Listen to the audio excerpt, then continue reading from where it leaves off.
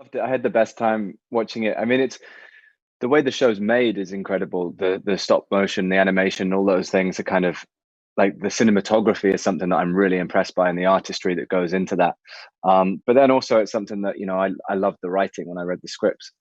It made me chuckle and its crude, bizarre storylines and humor, and it made me do that watching it. So it's kind of a really great blend of this really well made show, but with this kind of offbeat quirkiness and the humor, and yeah, it provided me a nice escape and lots of laughs at the moment.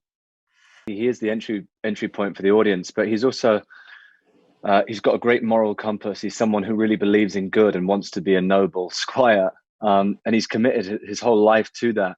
And the thing that I loved about it was suddenly this quite naive character being thrown into this world that is completely unexpected, um, and him having to learn and witness all the people that he looked up to and wanted to protect, suddenly it all kind of unraveling around him, and him kind of getting slightly jaded by it, but also trying his best to remain that optimistic peg person that he is.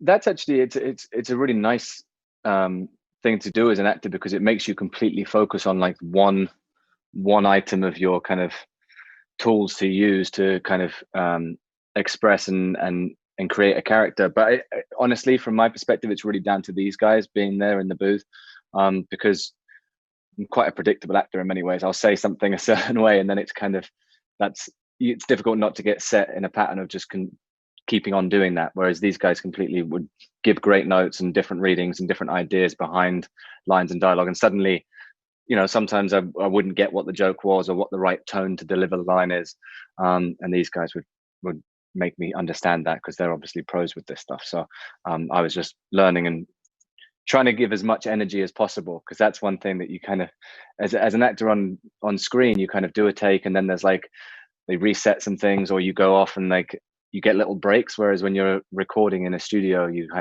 it's non-stop, so you kind of have to really ramp up the energy and make sure that you're ready to commit. I think it's a perfect time for crossing swords, because it's fun, it's irreverent, it's an escape. As I said, that's what I've used it as, and I think it displays great artistry in how it's made, and you can lose yourself in it.